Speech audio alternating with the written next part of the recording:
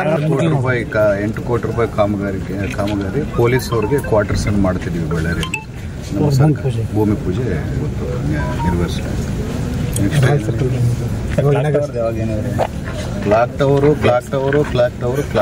ಕೆಲಸ ಮುಗಿಬೇಕಲ್ಲ. Clock tower ಅಂದರೆ ನಾಳೆ ಕೆಲಸ ಸರಿಗಾಗಿಲ್ಲ ಅಂದ್ರೆ ನನ್ನೇ ಅಂತೀರಿ ನೀವು. ಅದನ್ನು ಗುಣಮಟ್ಟ ಎಲ್ಲ ಪರಿಶೀಲನೆ ಮಾಡಿ, ಅದು ಒಂದು ದಿವಸದಲ್ಲ, ಈಗ 1-2-3 ತಿಂಗಳು ಕಷ್ಟ ಆಗ್ಬೋದು. ಅದು ಒಂದು 50 ವರ್ಷದ ಶಾಶ್ವತವಾಗಿರೋಂಥ ಟವರ್. ಅದನ್ನೆಲ್ಲ ಚೆಕ್ ಮಾಡಿ ಜನಕ್ಕೆ ತೊಂದರೆ ಆಗದಂಗೆ, ಜನಕ್ಕೆ ಚೆನ್ನಾಗಿ ಒಂದು ಸುಂದರವಾಗಿ ಕಾಣೋಂಗೆ ಮಾಡಿ ಜನಕ್ಕೆ ನಾನು ಆದಷ್ಟು ಬೇಗ ಮಾಡ್ತೀನಿ. ಯಾಕಂದರೆ ನೀವು ಎಷ್ಟು ಪ್ರೆಷರ್ ಮಾಡಿದ್ರು ನಾನು ಮಾಡೋಕ್ಕಾಗಲ್ಲ. ಯಾಕಂದ್ರೆ ಕ್ವಾಲಿಟಿ ಬೇಕು. ಕ್ವಾಲಿಟಿ ಬಂದಮೇಲೆ ಈಗ ಅಲ್ಲಿ ಕಲ್ವರ್ಟ್ಸ್ ಆಗಿರ್ಬೋದು, ಇನ್ನೊಂದಾಗಿರ್ಬೋದು, ಮಾತಿಗೆ ಅಲ್ಲಿ ನಾನು ನೆಕ್ಸ್ಟ್ ಏನನ್ನ ಅದು ಬ್ಲಾಕ್ ಆಯ್ತು ಇದು ಬ್ಲಾಕ್ ಆಯ್ತು ಅಂತೇಳಿ ರೋಡೆಲ್ಲ ಕಿತ್ತಕ್ಕಾಗಬಾರ್ದು.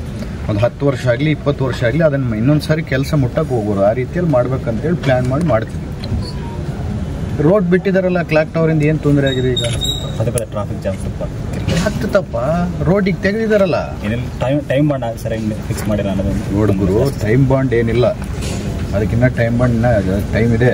ಕ್ಲಾಕ್ ಟವರ್ ಕಟ್ಟಬೇಕು, ಅಲ್ಲಿ ಬಿಲ್ಡಿಂಗ್ಗಳು ಡೆಮಾಲಿಷನ್ ಮಾಡಬೇಕು, ಕೋರ್ಟಲ್ಲಿ ಸ್ಟೇ ಇದ್ದು ಕೋರ್ಟ್ ಸ್ಟೇ ತೆಗೆಸ್ಬೇಕು. ಅವನ್ನೆಲ್ಲ ಟೆಕ್ನಿಕಲ್ ಪ್ರಾಬ್ಲಮ್ಸ್ ಅವೆಲ್ಲ ಅರ್ಥ ಮಾಡ್ಕೋಬೇಕು. ತಾವು ಮಾಧ್ಯಮದವ್ರು ಜನಕ್ಕೆ ತಿಳಿಸ್ಬೇಕು. ಈ ಥರ ಒಂದು ಪೆಟ್ರೋಲ್ ಬಂಕ್ ಕೋರ್ಟಲ್ಲಿ ಸ್ಟೇ ಇತ್ತು, ಬಿಲ್ಡಿಂಗ್ದು ಕೋರ್ಟಲ್ಲಿ ಸ್ಟೇ ಇತ್ತು, ಕೆಲವಷ್ಟು ಬಿಲ್ಡಿಂಗ್ ಡೆಮಾಲಿಷನ್ ಮಾಡಿದ್ದು ಸ್ಟೇಟ್ ಗೌರ್ಮೆಂಟಿಂದ ಪರ್ಮಿಷನ್ ಬರಲಿಲ್ಲ. ರೋಡು ಅಲ್ಲಿ ಏನೇನೋ ಮಾಡ್ತಿದ್ದೀವೋ ಕಾಮಗಾರಿಕೆ ಅಲ್ಲೆಲ್ಲ ನೀಟಾಗಿ ಮಾಡಬೇಕು, ಕಲ್ವರ್ಟ್ಸನ್ನು ಮಾಡಬೇಕು, ಡ್ರೈನ್ಸ್ ಮಾಡಬೇಕು.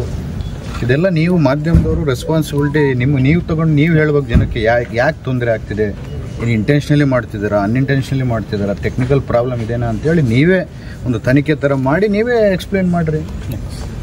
ಬಳ್ಳಾರಿಯ ನಿರಂತರ ಸುದ್ದಿಗಾಗಿ ಬಳ್ಳಾರಿ ಬೆಳಗಾಯಿತು ಚಾನೆಲ್ನ ಸಬ್ಸ್ಕ್ರೈಬ್ ಮಾಡಿ ಹಾಗೂ ಬೆಲ್ ಐಕಾನ್ ಒತ್ತಿ.